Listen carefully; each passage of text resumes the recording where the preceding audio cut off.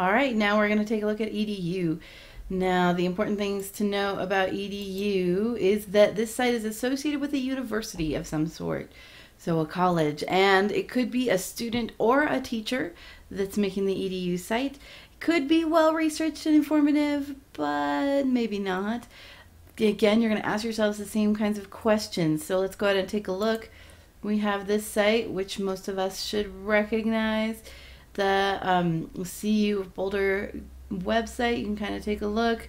Again, we're going to scroll down to the bottom, see what our information is. There's that fun copyright sign and Regents of the University of Colorado. And we're going to go ahead and scroll back up and take a look. We have stuff about students, faculty, and staff.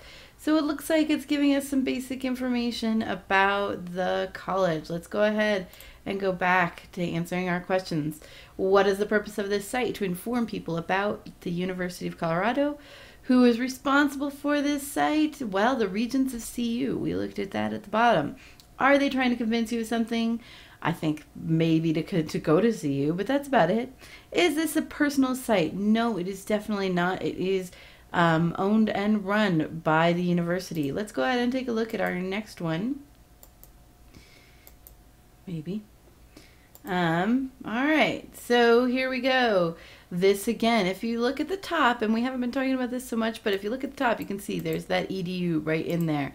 So artwork of James R.C. Adams, and this website, it's not nearly as fancy as the last one. If you notice, it's kind of plain, and you can kind of get a little bit of information. It shows the artwork of this guy, and maybe if we do a little more reading, we can figure out where he goes to, where he's working or going to school, what college this is associated with, and we can kind of see some artwork.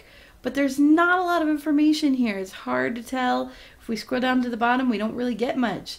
So we need to do a little detective work on this one. And in order to do that, we're going to actually use this address up here.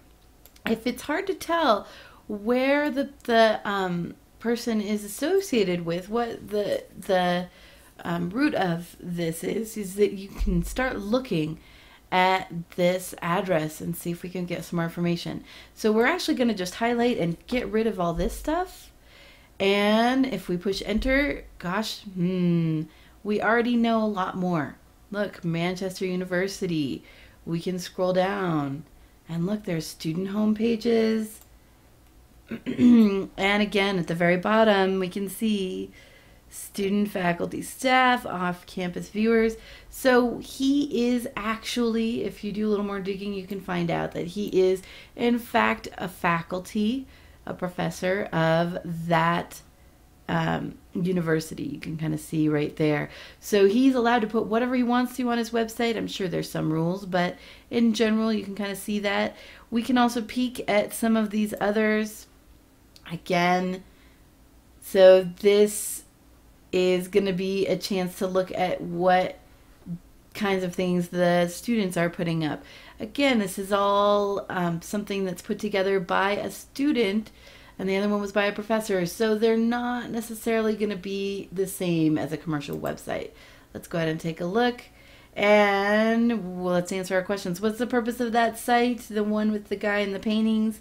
Well, he's really just showing off his paintings. He's probably an art professor.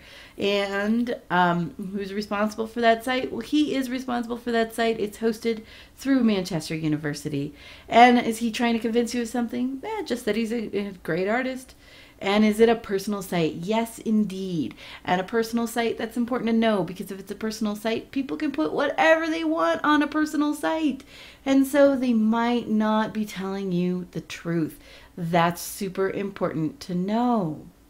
All right, moving on.